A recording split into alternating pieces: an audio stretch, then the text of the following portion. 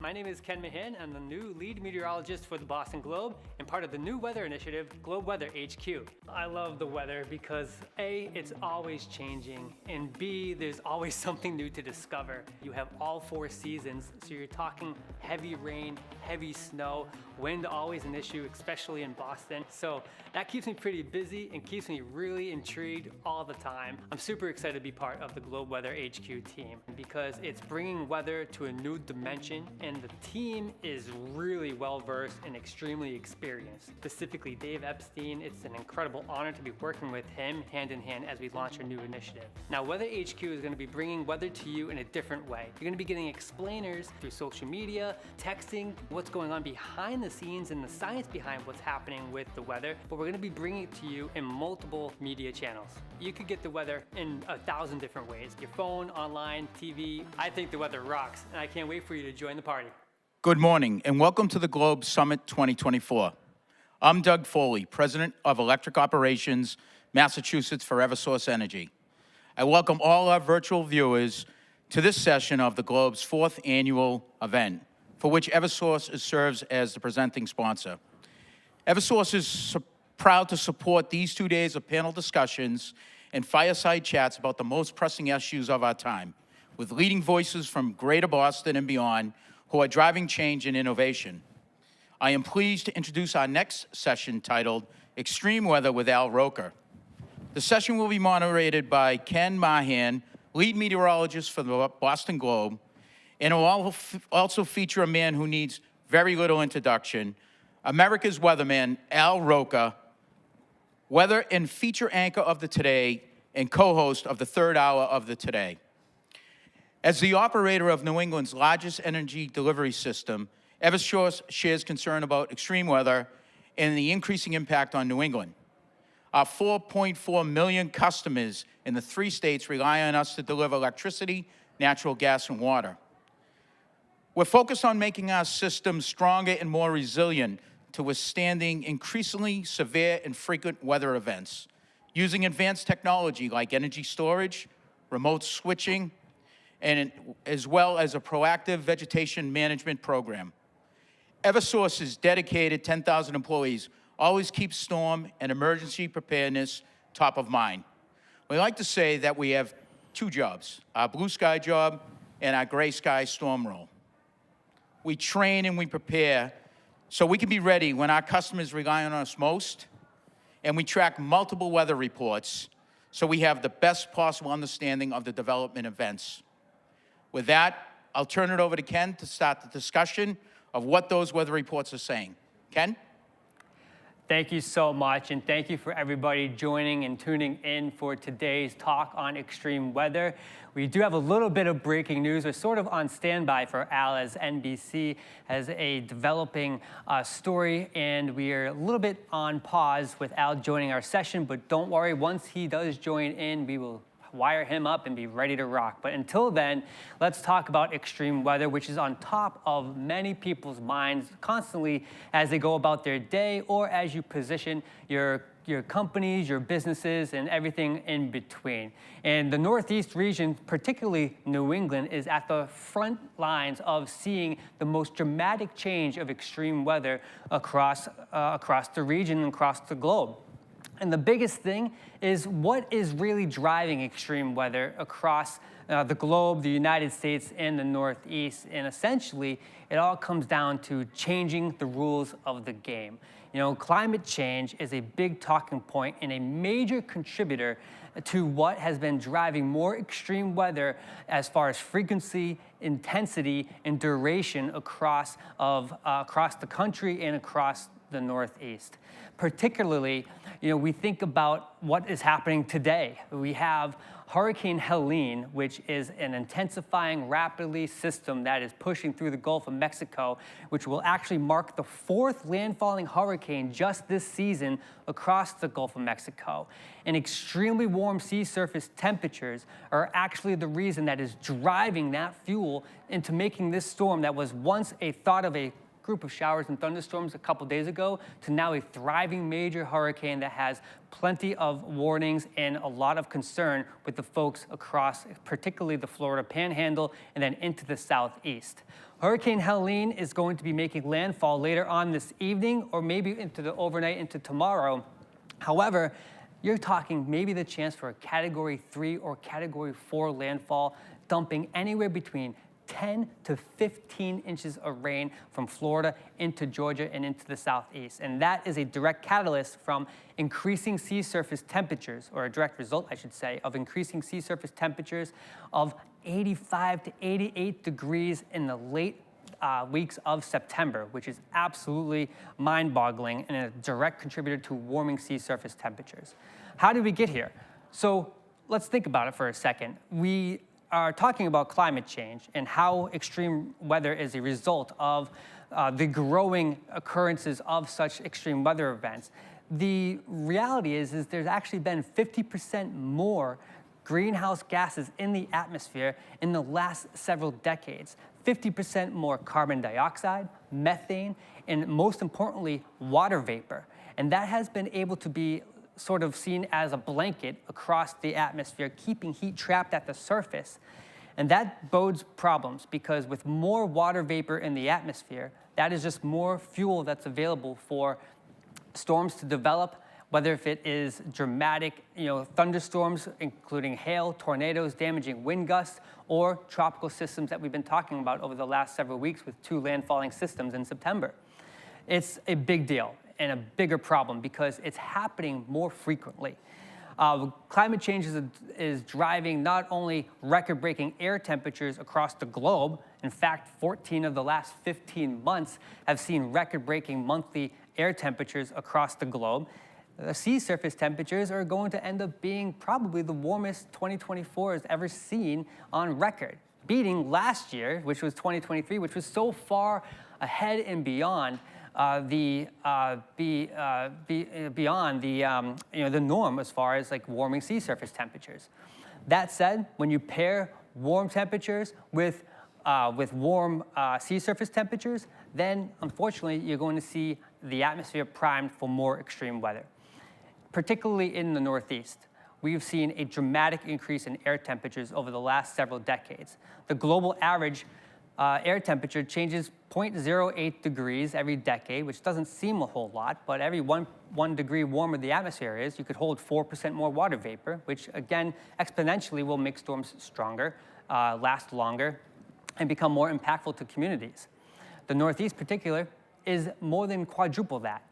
0.8 degrees per decade, which is significantly warmer than much of the country and much of the globe.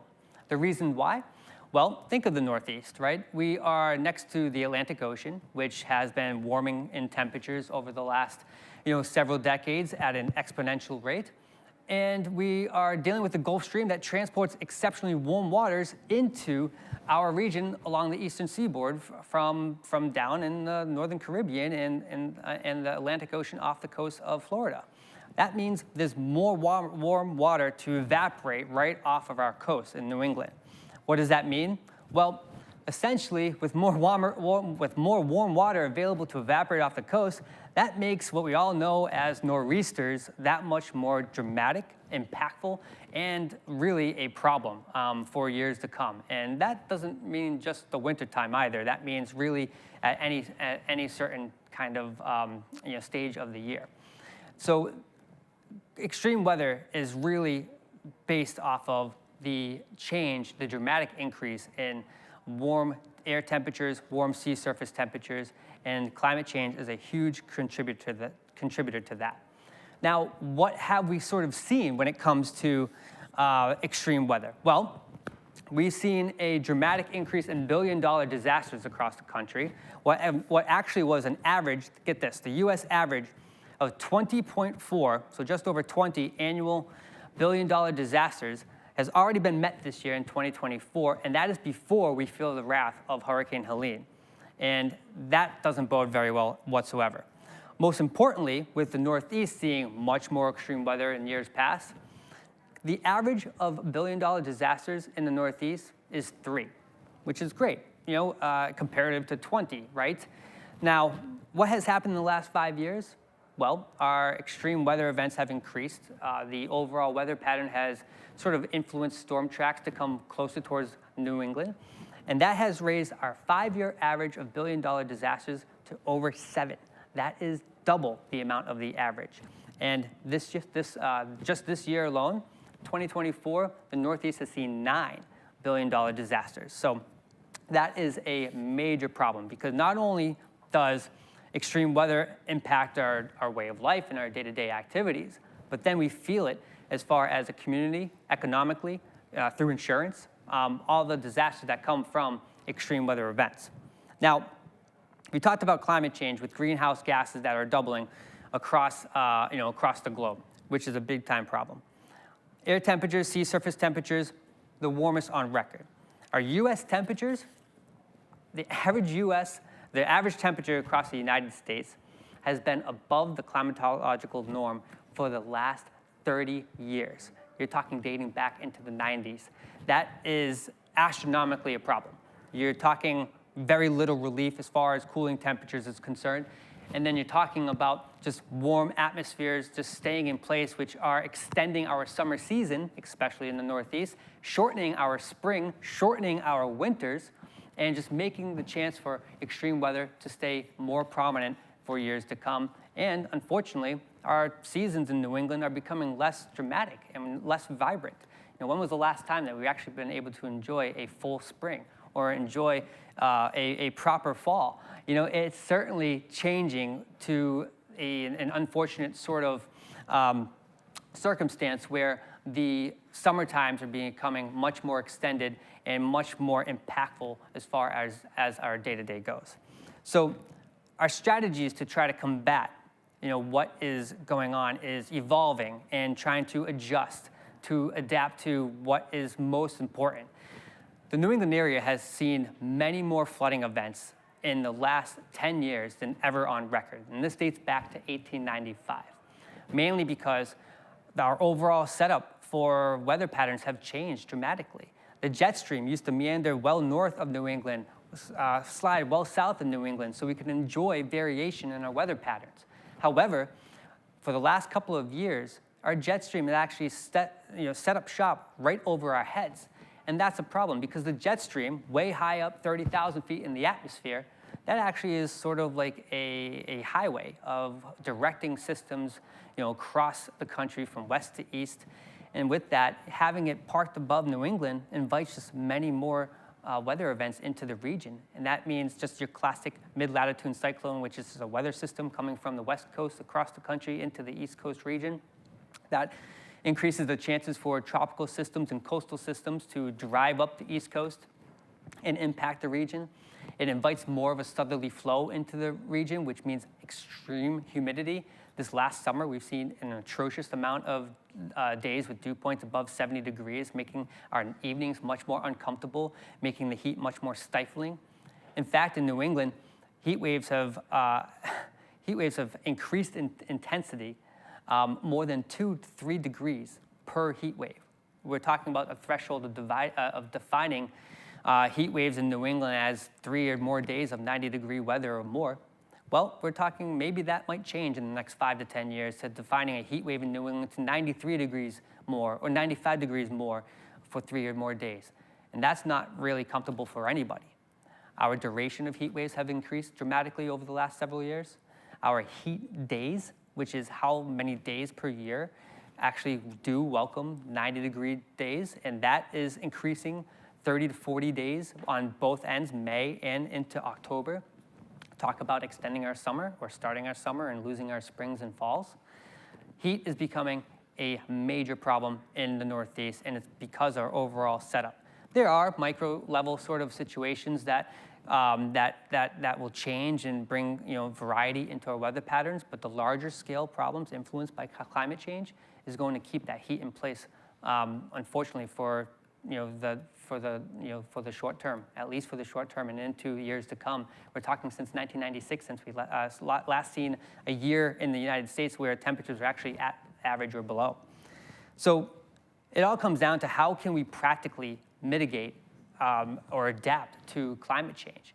And that is because it's going to get worse. More extreme weather events are going to continue on, impacting our daily lives. So what can we do? Well, there's things that you could do personally yourself in the comfort of your own home to prepare, but there's also things happening at a higher level, at a higher stage that private companies are really pushing forward policy, and local governments are really pushing for, and it all comes down to better preparing, because our sea levels are increasing across the globe, and New England is actually seeing much more rise in sea levels than any other part of the country and any other part of the globe, actually.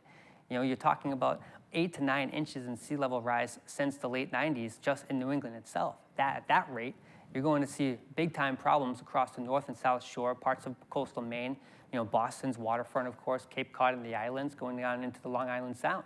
That's a big deal. So what are we doing? We're pushing forward all sorts of different initiatives to better combat climate change, to reduce the impacts of extreme weather that is a direct result of a growing climate change. Eversource just laid out a few initiatives that are extremely proactive in combating and using renewable energy and technology at their advantage to keep customers safe. For New England, there's a lot of fringe marshes, salt marshes that are being installed across the globe and across New England that's actually going to allow vegetation that grows deep-rooted roots down into the earth and help set up a natural barrier that will keep coastal erosion slowed down and tamed. So we can protect our properties, so we can protect businesses, so we don't lose, what we know as New England. There's other things that are being put into place as far as, making sure that seawall barriers are inspected, upkept, reinforced, to make sure that as sea levels continue to rise, that the impacts become less and less. It's all about mitigating risk. At the end of the day, there's going to be dynamic weather everywhere you go. Essentially, across the Northeast, you're going to see this rise continue. And that, unfortunately, is just the way that the game is played now. With these temperatures, atmospheric temperatures, growing 1 to 2 degrees Celsius year over year, that is a big time problem. It's going to create even more extreme weather events in years to come. However, we can stay ahead of it. And there's companies like Eversource that's going to continue to stay ahead of our growing climate change and the increase of extreme weather. And with that, I encourage, do what you can do practically in your own home. Have an emergency plan kit ready to go. Subscribe to weather alerts and notifications to make sure that you're informed. If you hear any sort of evacuation plans put forth with an impending disaster, follow them. Check on your friends and your families and your loved ones, because extreme weather, unfortunately, isn't going away anytime soon. Hey, thank you, Ken, for that engaging conversation and really giving us some insight of the extreme weather that we're seeing here in New England. I also want to thank all of you that are tuning in virtually. And again, I'm Doug Foley, Eversource Energy. Eversource is honored to support the Boston Globe and supporting this year's Globe Summit, and to partner on sessions like the one that drives critical discussions on climate change. I invite you all to stay on the stream for the next section with Governor Maura Healey, discussing building the climate workforce. This discussion will begin in just a few minutes. Thank you.